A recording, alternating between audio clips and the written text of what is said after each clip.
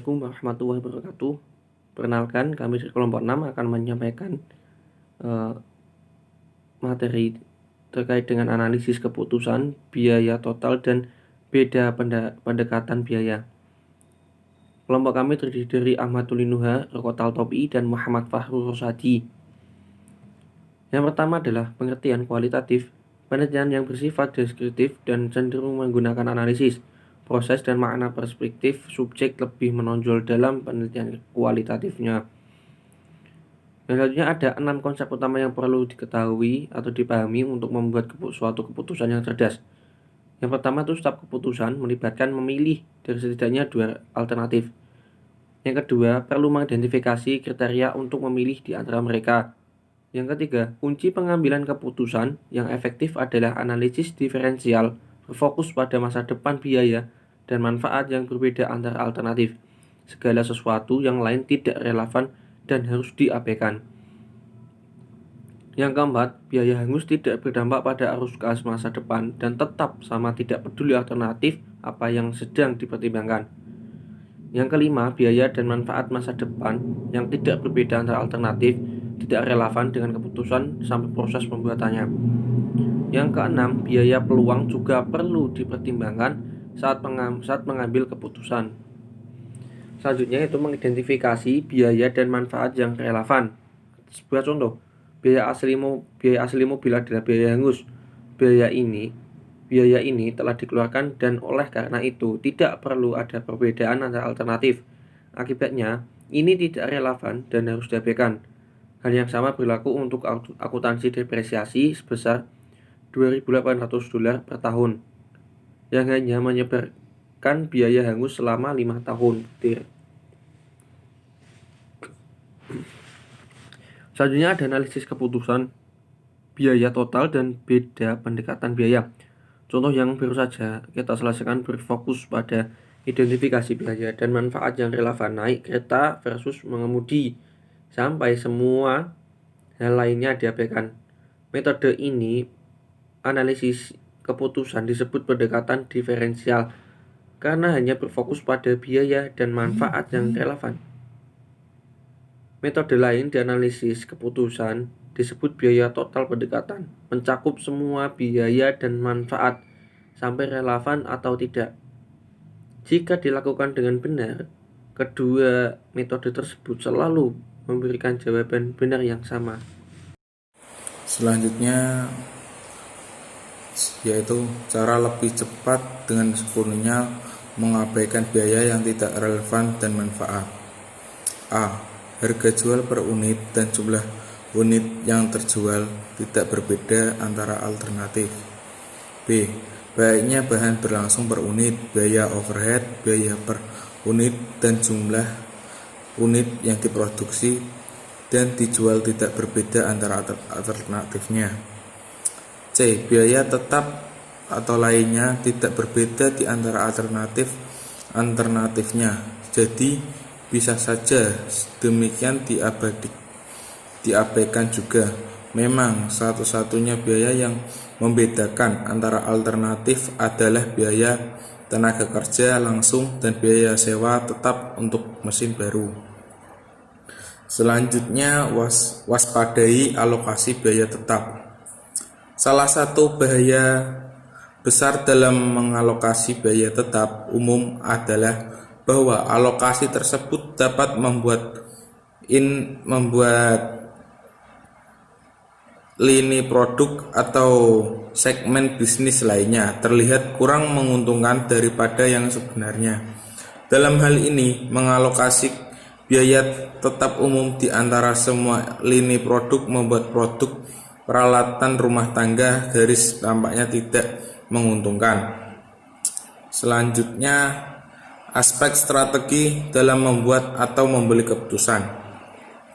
Integrasi vertikal memberikan keuntungan tertentu. Perusahaan yang terintegrasi tidak terlalu bergantung pada pemasok dan mungkin dapat memastikan aliran suku cadang dan material yang lebih lancar untuk memproduksi daripada perusahaan yang tidak terintegrasi. Misalnya, pemogokan terhadap seorang mayor pemasok suku cadang dapat mengganggu operasi perusahaan yang tidak terintegrasi selama berbulan-bulan. Sedangkan perusahaan terintegrasi yang memproduksi suku cadang sendiri akan dapat melanjutkan operasi. Selanjutnya, kemungkinan biaya. Biaya peluang tidak dicatat dalam buku besar organisasi karena tidak mewakili pengeluaran dolar yang sebenarnya. Sebaliknya, mereka mewakili manfaat ekonomi dimanfaatkan karena mengejar suatu tindakan. Biaya peluang untuk mountain siklus kambing dalam hal ini cukup besar untuk mengubah keputusan. Keputusan pesanan khusus. Manajer harus sering mengevaluasi apakah pesanan khusus harus diterima dan jika pesanan diterima, harga yang harus dibebankan pesanan khusus adalah pesanan atau kali yang tidak dianggap sebagai bagian dari bisnis normal perusahaan yang sedang berjalan. Terima kasih. Selanjutnya akan dilanjutkan oleh Fahrul Rosadi. Oke, saya akan melanjutkan presentasi yang telah disampaikan oleh teman saya. Oke, selanjutnya keputusan perdagangan volume. Perusahaan dipaksa untuk membuat keputusan trade-off volume ketika mereka tidak punya cukup kapasitas untuk menghasilkan semua produk dan volume mereka. Dalam situasi ini, perusahaan harus melakukan trade-off atau mengorbankan produksi beberapa produk mendukung orang lain dalam upaya memaksimalkan keuntungan. Memanfaatkan sumber daya yang terbatas untuk memaksimalkan keuntungan. Manajer rutin menghadapi tantangan untuk mengelola sumber daya yang terbatas dengan cara yang memaksimalkan keuntungan. Sebuah departemen store misalnya memiliki jumlah lantai yang terbatas ruang dan karena itu tidak dapat menyimpan setiap produk yang mungkin tersedia. Produsen memiliki jumlah jam mesin yang terbatas dan jumlah jam kerja langsung yang terbatas pembuangan. Ketika perusahaan menghadapi jenis kendala ini, manajer mereka harus memutuskan produk atau layanan mana yang paling menguntungkan menggunakan sumber daya yang terbatas tersebut.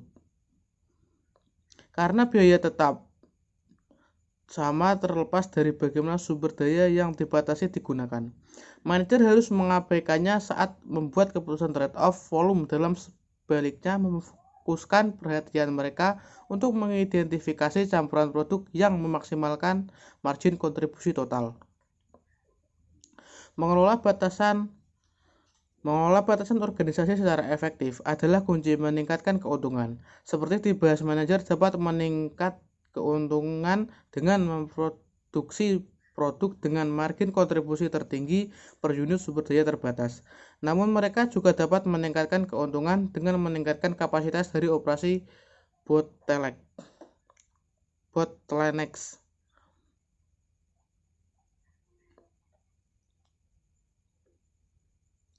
Bersama biaya produk dan jual atau proses keputusan lebih lanjut, di beberapa industri, 2 atau lebih produk yang dikenal sebagai produk bersama dihasilkan dari masukan bahan baku tunggal.